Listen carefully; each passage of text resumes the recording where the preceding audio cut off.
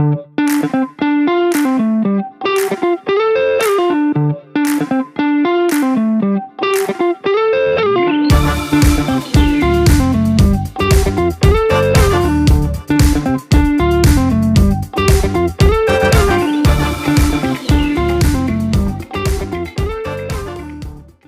siapa namanya Kak?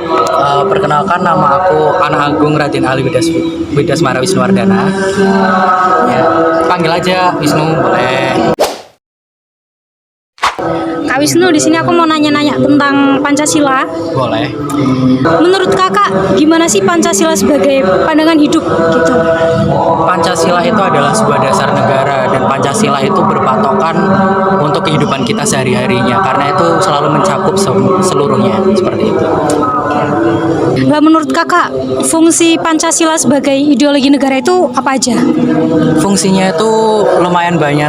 Mungkin kalau dijabarkan nggak bisa ya, soalnya Pancasila sendiri itu memiliki nilai-nilai yang sangatlah sakral tiap silanya seperti itu.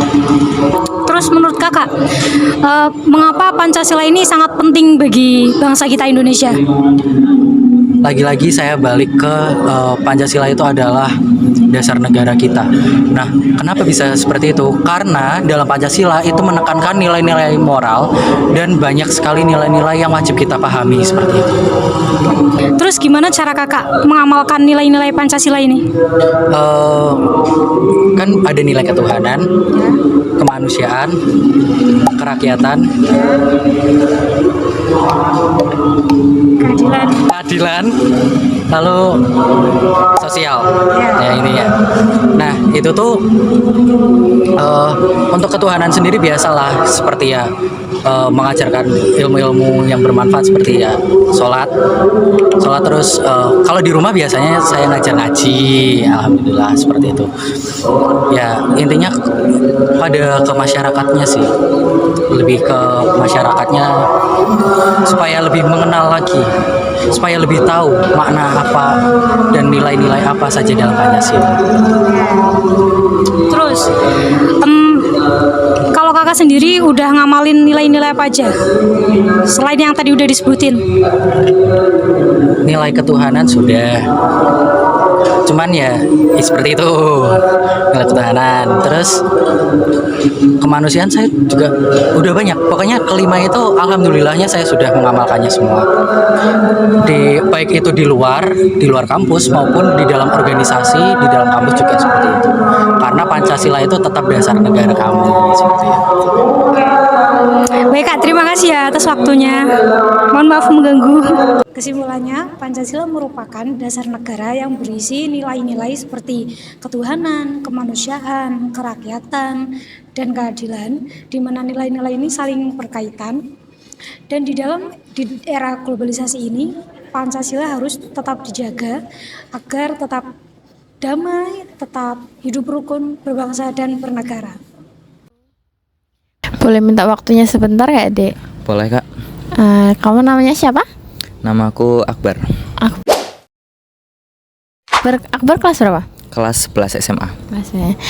Di sini aku mau wawancara dikit nih tentang PKN. Oh, boleh, Kak. Langsung ke pertanyaannya aja ya. Menurut Akbar, apa sih definisi kewarganegaraan itu? Kewarganegaraan itu status kita sebagai warga negara, kita berhak mendapatkan hak dan mengikuti kewajiban yang ada seperti peraturan yang telah diterapkan. Gimana sih cara Akbar buat jadi warga negara yang baik? Seperti membuang sampah pada tempatnya, mengikuti peraturan-peraturan yang ada. Ya, kita mulai dari hal yang kecil aja sih. Bisa sebutin nggak hak dan kewajiban yang Akbar tahu? Kalau hak itu kita wajib mendapatkan pendidikan, perlindungan negara, dan pelayanan kesehatan. Kalau kewajiban kita ya mengikuti peraturan yang ada, membuang sampah pada tempatnya, dan yang lain-lain. Iya.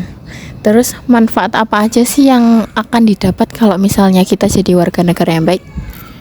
Manfaatnya ya kita bisa dihormati oleh lingkungan sekitar, masyarakat yang lainnya, lingkungan menjadi lebih asri, damai aja gitu aja sih. Oh iya. Apa aja sih yang bisa dilakuin nih untuk meningkatkan kesadaran kewarganegaraan di sekolah atau di masyarakat? Kalau di sekolah sih mengikuti acara-acara yang ada seperti upacara atau lomba-lomba.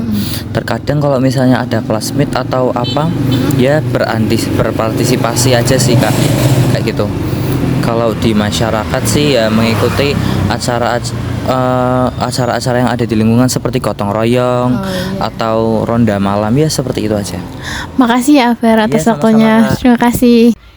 Kesimpulan yang bisa kita ambil dari wawancara tadi, ternyata masih banyak ya orang yang mengerti dan paham atas hak dan kewajiban yang perlu mereka lakukan sebagai warga negara. Jadi definisi dari warga negaraan itu sendiri adalah kita sebagai bagian dari suatu negara dan wajib mengikuti kewajiban yang ada seperti peraturan dan berhak mendapatkan hak yang ada seperti hak pendidikan. Nah, menjadi warga negara yang baik itu berarti kita perlu melakukan kewajiban dan melakukan kewajiban yang ada seperti mengikuti peraturan, dan kita berhak mendapatkan hak yang ada. Dengan begitu kita bisa hidup lebih nyaman dan bisa memajukan negara walaupun dengan hal-hal kecil.